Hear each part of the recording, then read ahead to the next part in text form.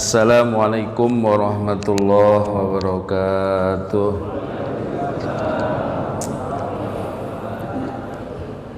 Alhamdulillahirabbil alamin.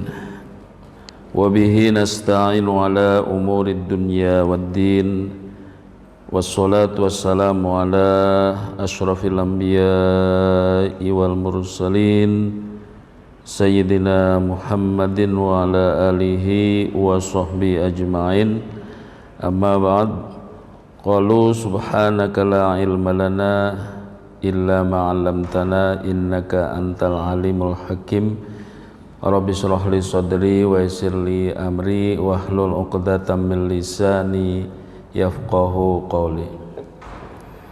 Yang sama-sama kita hormati Ketua DKM Masjid Jami' Jatimulya Bapak Kurnianto dan segenap jajarannya,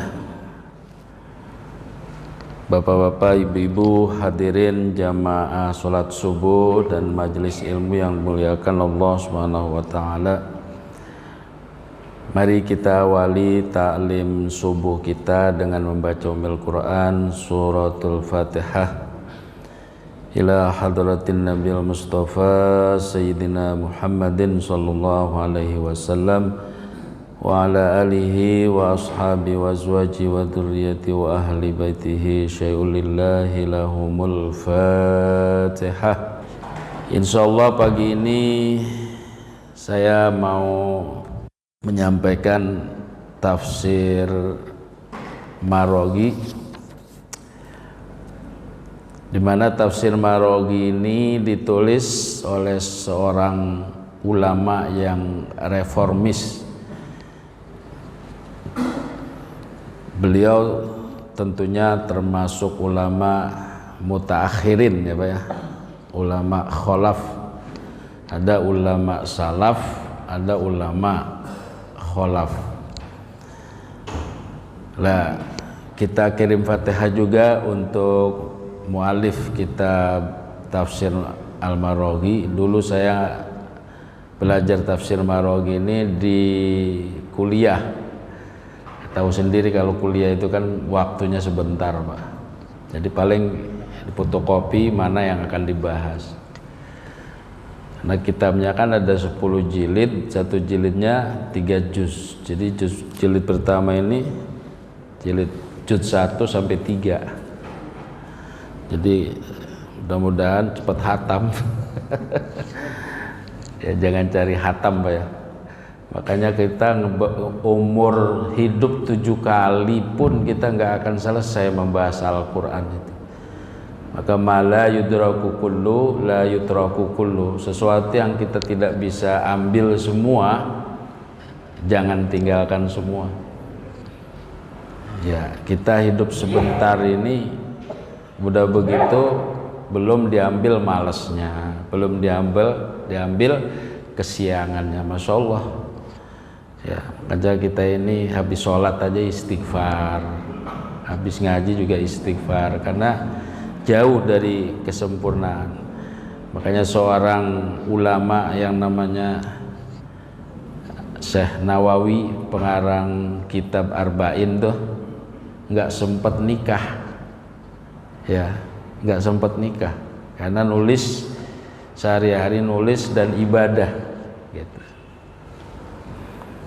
Banyak orang-orang untuk memilih untuk menjomblo itu untuk mengkhidmah kepada ilmu dan beribadah kepada Allah.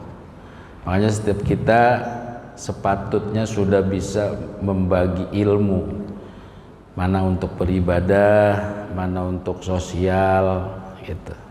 Karena terlalu sedikit waktu yang diberikan oleh Allah Subhanahu wa taala. Apalagi Bapak pejabat dari mulai RT, RW sampai presiden itu. Bagi waktunya gimana coba? Iya kan? Sementara waktu itu sama buat kita, buat presiden.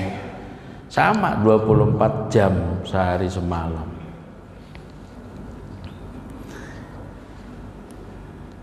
Udah Fatihah belum tadi? Iya kan asik. Khususan ila muallif Syekh Ahmad Mustafa Al-Maraghi. Al-Fatihah. A'udzubillahi minasyaitonirrajim. Bismillahirrahmanirrahim. Alhamdulillahirabbil alamin arrahmanirrahim maliki yaumiddin. Iyyaka na'budu wa iyyaka nasta'in ihdinas siratal mustaqim siratal ladzina an'amta 'alaihim ghairil maghdubi 'alaihim waladdallin. Amin. Jadi Syekh Ahmad Mustafa Al-Maraghi ini ulama yang lahir tahun atau lahirnya itu 9 Maret tahun 1881 di Mesir lahirnya, dan wafatnya 22 Agustus 1945. Pendidikannya di Universitas Al-Azhar. Jadi 45 Indonesia merdeka beliau wafat. Kita belum ada itu. Mungkin ada sebagian dari kita sudah lahir ya Pak ya, 45. Kalau lahiran 70 itu istimewa karena mengalami nggak ada listrik, peralihan dari tidak ada listrik ada listrik gitu. Tapi kalau yang udah lahir 80 90 itu milenial, generasi Z. Iya Pak. Sekarang ini bonus yang nanti lebih banyak anak mudanya itu Pak ya. Jadi ahli tafsir itu ada tobakotnya Pak, ada tingkatan-tingkatan. Al-Quran ketika masih ada Rasulullah ya nggak ada yang berani menafsirkan. Kenapa? Kalau nggak paham langsung bertanya kepada Rasulullah SAW. Jadi munculnya ahli tafsir itu di zaman sahabat, ya, di zaman sahabat. Zaman Rasulullah yang nggak ada ahli tafsir, nggak ada ahli fikih, nggak ada ahli tasawuf, tapi semuanya terangkum dalam diri Rasulullah Shallallahu Alaihi Wasallam.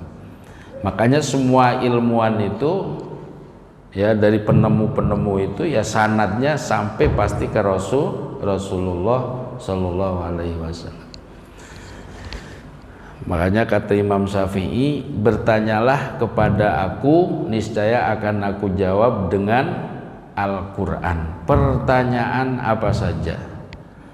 Dan diantara statementnya beliau, Imam Syafi'i itu mengatakan, saya kalau berdebat sama orang yang pinter, pasti saya menang. Kata Imam Syafi'i. Tapi kalau berdebatnya sama orang yang ghairul alim, saya kalah katanya. Oke, jadi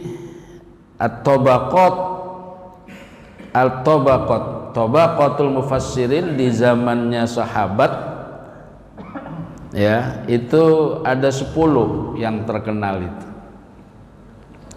Pertama Abu Bakar, Umar, Utsman dan Ali. Kemudian Abdullah bin Mas'ud, Ibnu Abbas, Ubay bin Ka'ab, Zaid bin Thabit, Abu Musa al-Asy'ari dan Abdullah bin Zubair. Ini ahli-ahli tafsir di zaman sahabat ya, setelah Rasulullah wafat. Jadi hafal Pak, ada 10 ya, sahabat 4 itu sudah hafal Pak ya, ditambah Abdullah bin Mas'ud, lalu Ibnu Abbas, Ubay bin Ka'ab, Zaid bin Sabit, Abu Musa al-Asy'ari dan Abdullah bin Zubair. Abu Musa al-Asy'ari bukan Abul Hasan. Kalau Abul Hasan al-Asy'ari adalah imam kita dalam bab tauhid. Kita mengikuti tauhidnya Abul Hasan al-Asy'ari dan Abu Musa al-Maturidi. Kalau ini Abu Musa al-Asy'ari, itu yang ahli ahli tafsir. Kemudian ahli tafsir di zaman tabi'in, ya, yaitu ulama di Mekah, ashabu Abdillah. Ashab itu kalau bahasa kitanya bahasa santri, Pak. Ashabu Rasulillah, santri-santrinya Abdullah bin Mas'ud. Itu diantaranya Ibnu Abbas, diantaranya bukan, kalau Ibnu Abbas di zaman sahabat ya. Kan Ibnu Abbas ini sekretarisnya Rasulullah, paling paham betul tentang tafsir Al-Quran. Nah, terus di zaman tabi'in itu, yaitu murid-muridnya Abdullah bin Mas'ud, di antaranya Ikrimah itu anaknya Abu Jahal. Jadi Abu Jahal ya punya anak Ikrimah, ahli tafsir. Wafatnya itu tahun 105 Hijriah. Lalu ada Sa'id bin Jabir yang wafatnya 94. Itu sudah ada ahli tafsir 94 wafatnya itu.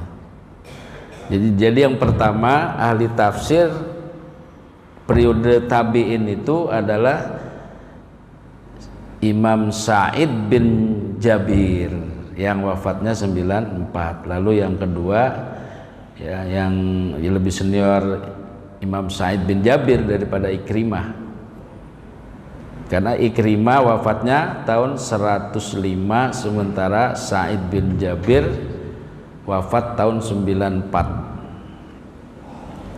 Kalau Imam Syafi'i itu, Pak, ya terkenal beliau itu ahli fikih. Bukan berarti nggak ngerti tafsir, nggak ngerti hadis, semuanya paham buat mereka. Tetapi di dalam bab fikih, ya, imamnya itu Syafi'i. Beliau wafat tahun 2004 Hijriah, yang lahirnya 150 Hijriah. Jadi beliau itu hidup cuma 54 tahun. 54 tahun, tetapi namanya terkenal sampai sekarang. Itu yang disebut panjang umur hakikatnya gitu. Nah, ada ahli tafsir di periode tingkatan Tobaqot, itu tingkatan-tingkatan yang keempat. Itu udah agak jauhan, segini udah abad 300-an Hijriah. Itu ahli tafsir yang terkenal itu namanya Abu Ja'far Muhammad bin Jarir At-Tabari. Tafsir At-Tabari itu dari urutan-urutan Tobaqatul Mufassirin, ya, ahli tafsir. Nanti ada lagi Tobaqat, ya, tingkatan-tingkatan ulama ahli fikih. Kali ini kan ahli tafsir. Lah, penulis ini lahirnya tahun 1008. Jauh nggak, Pak? Jauh banget. Jadi ulama-ulama yang penulis-penulis itu sudah di tahun 1881 Masehi. Kira-kira berapa tuh tahun Hijriahnya? Ya dikurangin aja 600-an. Berarti kurang lebih 1000. Ya segitulah kira-kira. Penulis kitab ini, Pak, ya. Nah, ini muqaddimah saja ini.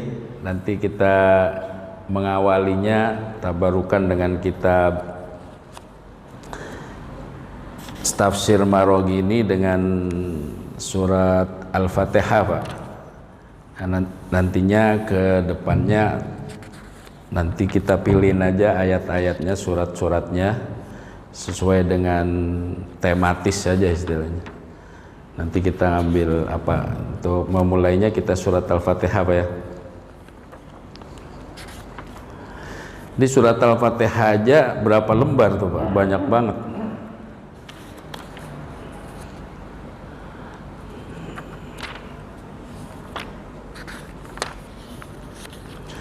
Di sumber dari kitab tafsir Maroghi ini, sumber utamanya tafsir Maroghi itu yang tahun 300-an Hijriah itu.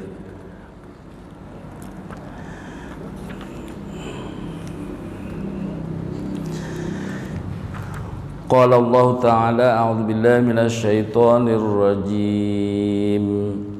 Bismillahirrahmanirrahim. Alhamdulillahi rabbil alamin. Ar-Rahmanir Rahim. Maliki yaumiddin. Iyyaka na'budu wa iyyaka nasta'in. Ihdinas siratal mustaqim. Siratal ladzina an'amta 'alaihim ghairil maghdubi 'alaihim waladdallin.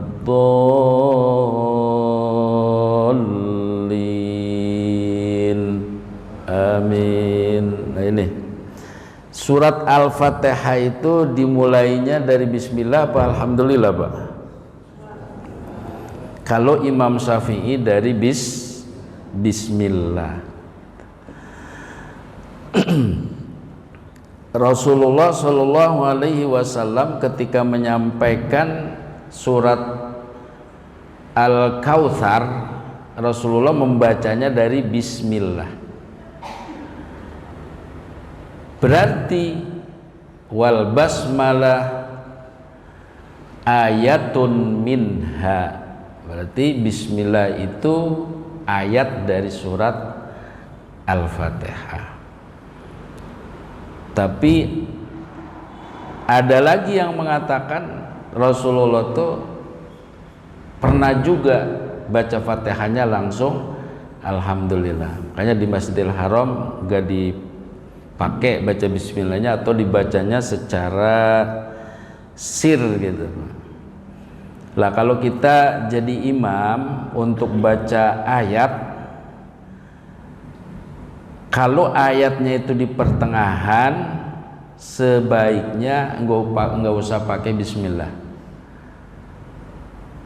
Kalau mulainya dari surat, pakai bismillah. Jadi kalau Al-Quran itu kan semuanya 114 surat Pak ya. Berarti bismillahnya 113 yang di awal surat. Kenapa? Karena di awal surat At-Taubah nggak boleh baca bismillah. Tetapi ada ayat bismillah itu di dalam surat An-Naml kalau nggak salah ya Pak, yang cerita tentang Nabi Sulaiman dan Ratu Bilqis itu, yang wa innahu min Sulaiman wa innahu bismillahirrahmanirrahim. Jadi nggak kurang baca bismillah dengan jumlah suratnya, tetap 114. Cuman yang satu ya cerita Nabi Sulaiman ketika ngirim surat kepada Ratu Bilqis. Al-Quran yang 30 juz itu isinya cuma 3 Pak. Apa? Pertama tauhid, kedua syariat, ketiganya kisah-kisah, cerita-cerita. Jadi cuma 3 isi Al-Quran 30 juz itu. Tauhid ya tentang keimanan, maka suratnya itu Makkiyah, tauhid itu Pak ya. Nah nanti ada bagian syariat. Syariat itu banyak nantinya Pak, tentang politik, tentang muamalah, yang paling banyak syariat gitu. Nah baru cerita-cerita, sepertiganya tauhid, sepertiganya syariat, sepertiganya cerita. Itu isi Al-Quran. Ada nanti dirinci lagi. Alhamdulillahirabbil alamin. Penjelasan dalam tafsir Maraghi ini, segala puji bagi Allah Tuhan semesta alam. Pujian itu kan yang ada 4 itu Pak ya. Pujian itu qadim alal qadim, qadim alal hadis, hadis qadim, hadis alal hadis. Cuma itu pujian itu Pak. Allah Ta'ala itu disebut qadim. Qadim itu artinya Allah Ta'ala itu dahulu. Orang yang paling dahulu adalah Allah. Jadi pujian itu ada Allah memuji dirinya sendiri, itu disebut qadim ala qadim. Ada qadim alal hadis, Allah memuji hambanya, seperti wa innaka la'ala khuluqin azim. Itu Allah memuji Rasulullah Shallallahu Alaihi Wasallam. Ada hadis memuji alal qadim. Hadis itu barang baru, kita ini semua baru. Barang baru itu yang tadinya tidak ada menjadi ada, itu hadis. Kita sebutin dah, langit, bumi, hadis apa qadim? Hadis. Surga, neraka, hadis apa qadim? Hadis semua. Lah menurut logika yang namanya hadis atau barang baru itu fana, rusak, gak ada yang kekal. Jadi kalau ditanya surga neraka itu kekal apa fana? Kalau menurut logika surga neraka fana, tetapi karena ada keterangan maka surga neraka jadi kekal gitu.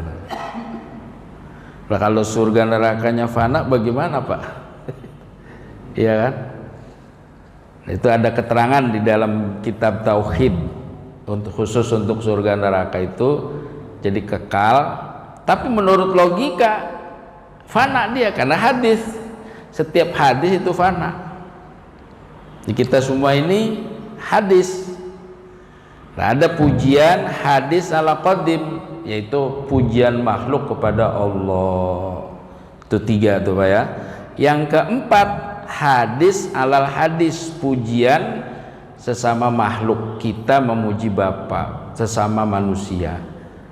Hakikatnya pujian yang 4 itu milik Allah, itu terangkum dalam alhamdulillahirabbil alamin. Biasa itu untuk kata-kata bersyukur Pak ya. I'tiraf dengan pengakuan atas karunia dari Allah Subhanahu wa taala.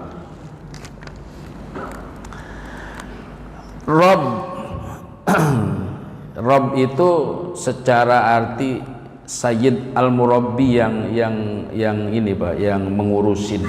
Maka ada istilah untuk mereka yang pakai tauhid rububiyah, ada tauhid rububiyah, ada tauhid uluhiyah, ada tauhid asma wa sifat.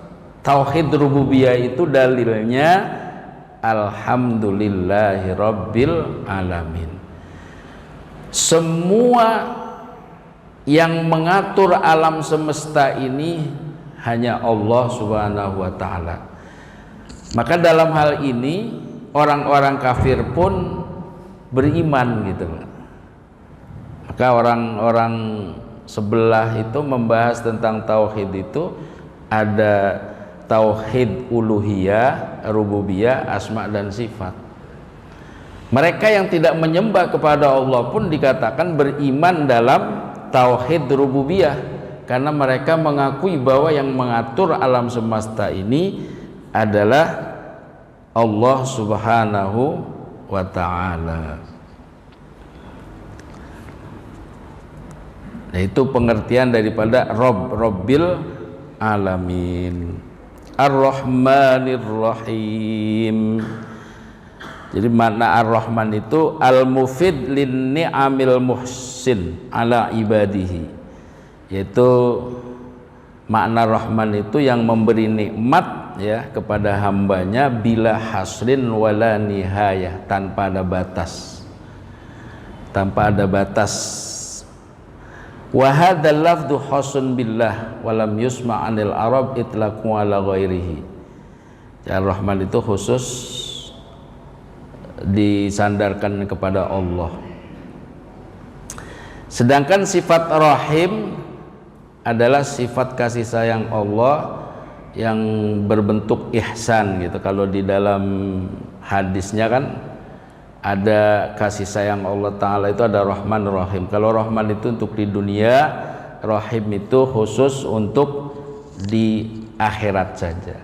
Rahmat Allah Ta'ala itu semuanya ada 100, yang 99 di akhirat, 1 untuk di dunia. Dengan 1 kasih sayang Allah ini kita bisa saling menyayangin, apalagi nanti di surganya Allah Subhanahu wa Ta'ala. Ar-Rahmanir Rahim Maliki Yaumiddin, yang menguasai hari pembalasan. Iyyaka na'budu wa iyyaka nasta'in, hanya kepadamulah kami menyembah dan hanya kepadamulah kami minta tolong. Nah, ini disebutnya namanya tauhid uluhiyah, Pak.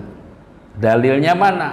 Tauhid uluhiyah itulah ini, hanya kepadamu kami menyembah dan hanya kepadamu kami minta tolong. Di dalam kajian tasawuf ini ada hakikat, ada syariat. Ketika kita mengatakan hanya kepadamu kami beribadah, ini menjelaskan tentang syariat, dan hanya kepadamu kami minta tolong itu menjelaskan tentang hakikat gitu. Al-ibadatu khudu'un, ibadah itu adalah ketundukan ya Pak ya, yang dilakukan dirasakan oleh hati gitu. Itu ibadah. Kalau ulama mendefinisikannya, ibadah itu kulluma huwa, setiap sesuatu yang membuat Allah cinta dan yang membuat Allah ridho, itu adalah ibadah. Kalau ibadah itu enggak terbatas dengan ibadah sholat 5 waktu saja. Walil ibadah suwarun wa askalun tahtalifu bihtilafil adyan wal azman. Ibadah itu adalah bentuk yang berbeda-beda sesuai dengan agama dan waktu. Ya, masing-masing agama kan punya ibadah. Ya, nah, ke gereja, ya, ke mana, ke vihara, dan sesuai dengan agama masing-masing. Itu ibadah. Jadi ibadah itu bisa dimiliki oleh semua agama.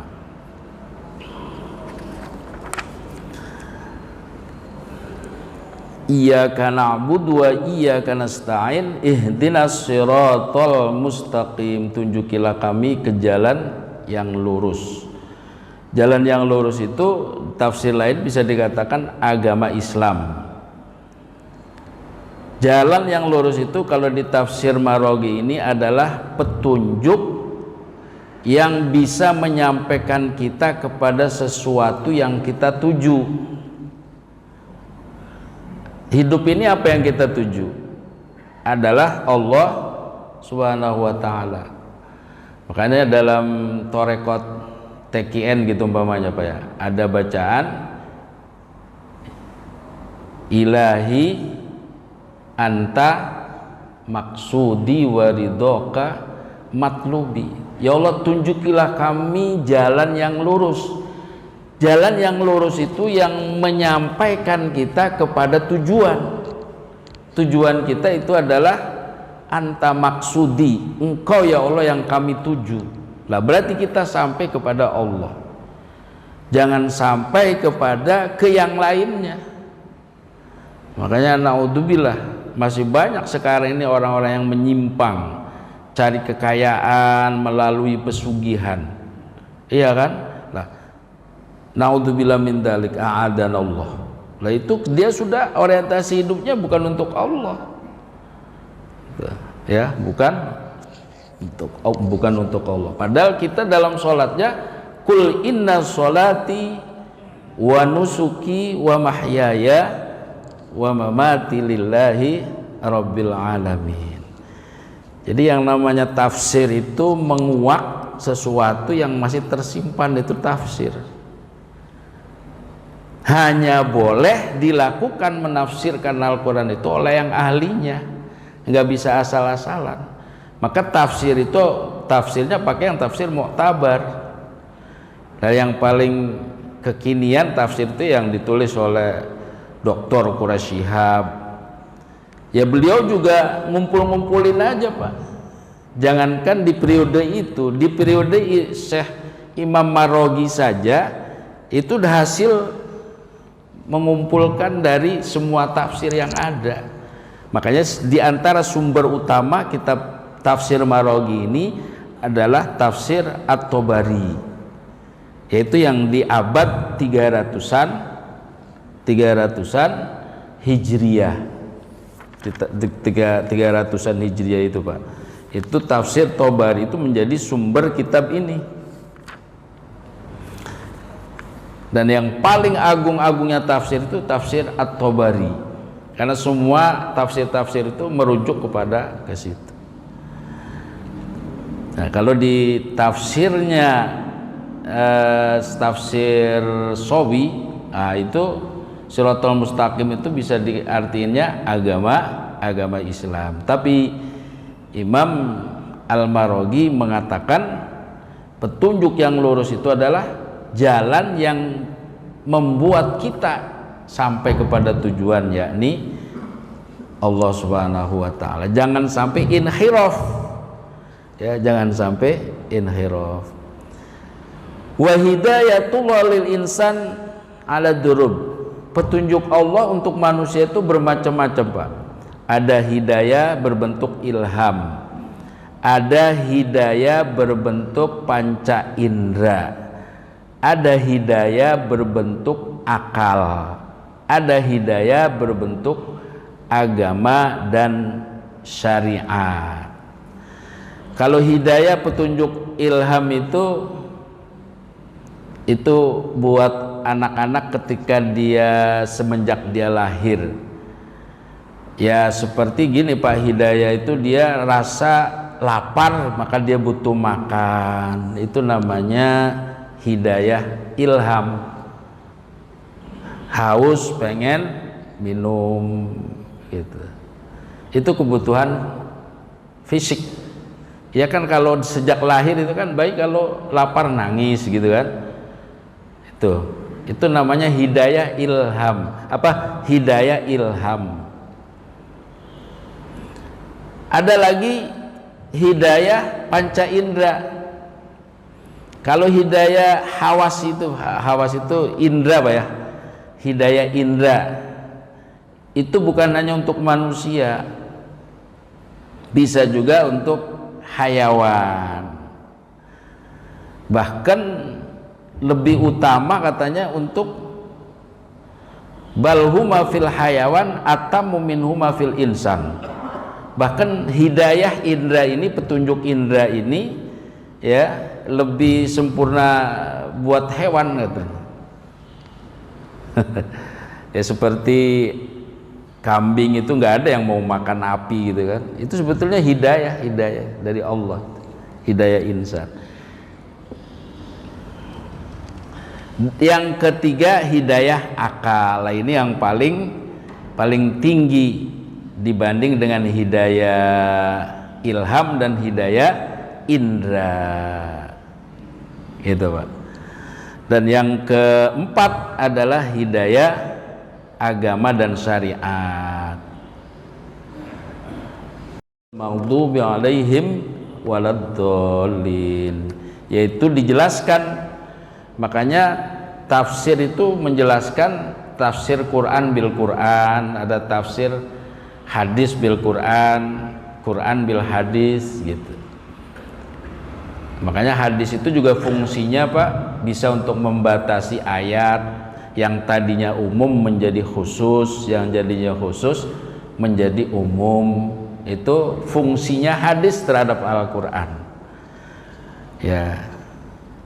Jadi siratal mustaqim itu dijelaskan, ditafsiri oleh Al-Quran ini, yaitu siratal ladzina an'amta alaihim ghairil maghdubi alaihim waladdallin, yaitu jalannya orang-orang yang kau beri nikmat ya, bukan jalannya orang yang kau murkai, dan bukan juga jalannya orang-orang yang sesat gitu.